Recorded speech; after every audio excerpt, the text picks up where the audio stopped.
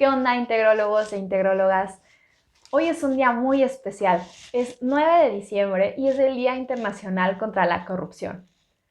Este día se aprobó por la Asamblea General de la ONU desde el año 2003. Pero para que esto sucediera, tuvieron que pasar muchas cosas antes, principalmente para lograr que la corrupción se volviera parte de la agenda internacional y se reconociera la importancia de combatir este problema de manera conjunta. Largos y numerosos debates fueron protagonizados por los líderes de los países que integran la ONU, pero también por organizaciones internacionales, por la comunidad científica, todo para poder llegar al común acuerdo, para llegar al consenso de que la corrupción es un problema que afecta a todos los países, pero de que también todos los países pueden contribuir a solucionar este problema.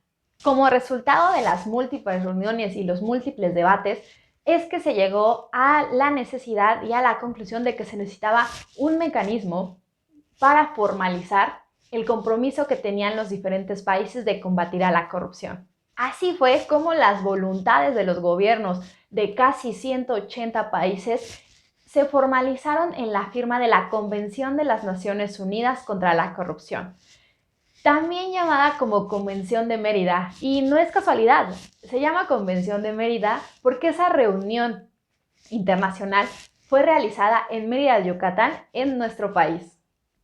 Entre otras cosas, los gobiernos de los países se comprometían a detectar, a investigar, a sancionar y a prevenir la corrupción. Pero eso no era todo, también se comprometían a hacerlo de una manera multidisciplinaria e integral.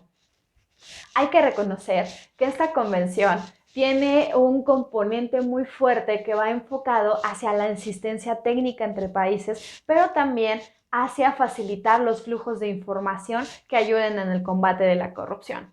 Esto por dos principales razones. La primera de ellas es que se reconoce que hay unos países que tienen mejores estrategias para combatir la corrupción que otros. Y de esta manera, ayudándose mutuamente, van a poder hacer una transferencia de alguna u otra forma de esos conocimientos. Por otra parte, en cuanto al componente de la información, se reconoce que también algunos países habían funcionado hasta ese momento de puente para albergar los recursos obtenidos mediante la corrupción. Al facilitar esa información, los países van a poder detectar hacia dónde se canalizaron los recursos procedentes de manera ilícita de los actos corruptos.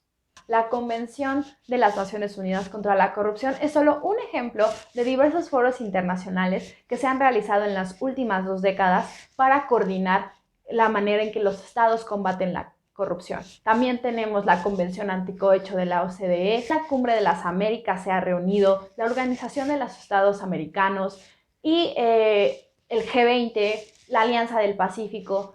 Como les comentaba, ha habido diversos foros en los que el propósito principal es el combate a la corrupción. De todos estos foros también voy a hablar más adelante en otros videos. En 2015, la ONU retoma la importancia de que los gobiernos implementen estrategias para reducir la corrupción y el soborno en todas sus formas. Y esto lo plantea en uno de los Objetivos de Desarrollo Sostenible. Es en el ODS número 16, en donde tenemos el 16.5, que está dedicado específicamente al combate a la corrupción. Pero ojo aquí, ya que los ODS están interconectados. ¿Y esto qué quiere decir? Primero, que ningún ODS es más importante que el otro, sino que los gobiernos tienen que ver cuáles son los que más les interesa resolver y cuáles son los que más les afecta. Pero también el que estén interconectados ayuda a que si se empieza a solucionar uno de los ODS, si ese objetivo empieza a avanzar, también va a ayudar a que los demás avancen. Por ejemplo, en el caso de que algún gobierno logre reducir significativamente los niveles de corrupción y soborno, a la par esto también va a ayudar a la disminución de la pobreza, la erradicación del hambre, a proporcionar mejores servicios de salud, a la producción y el consumo responsable y también a mejor nivel educativo de la sociedad. Los días internacionales tienen el principal objetivo de generar conciencia respecto de una problemática. Es un día en el que nos ayuda a generar sensibilidad en el público general. También ayuda a llamar la atención de los medios de comunicación, ayuda a que los expertos se reúnan y a volver a levantar la mano y decir: este problema sigue existiendo. Desde mi punto de vista, algo para lo que también funcionan mucho los días internacionales es justo destacar la buena o mala actuación de nuestros gobiernos en la solución de estos problemas. Es un día en el que los gobiernos deberían de estar rendiéndonos cuentas. Y cuando digo los gobiernos, es tanto a nivel municipal, a nivel estatal y a nivel federal, diciéndonos cuáles son sus estrategias para combatir la corrupción y de qué manera ha habido avances o en qué aspectos ha habido retrocesos, y saber reconocerlo. Eso para mí es lo más importante de este día. Por último, y para cerrar este video, quiero decirles que este año también se está viviendo el Día Internacional de la Corrupción de una manera diferente. El Sistema Nacional Anticorrupción se encargó de hacer toda una semana de actividades. O sea, ya no solo fue un día contra la corrupción, sino fue la semana contra la corrupción. Los invito a que visiten su canal y que vean las diferentes conferencias y el programa que se ha estado llevando en estos días y que termina hasta el día viernes. Por su parte, la ONU lanzó la campaña Recuperación con Integridad, y esto es justo una invitación a que nuestra nueva normalidad sea una nueva normalidad vivida en integridad, que sea una nueva normalidad donde rechacemos las prácticas corruptas, donde rechacemos y erradiquemos todo lo que en tiempos anteriores nos ha dañado tanto como país, como sociedad y prácticamente como humanidad.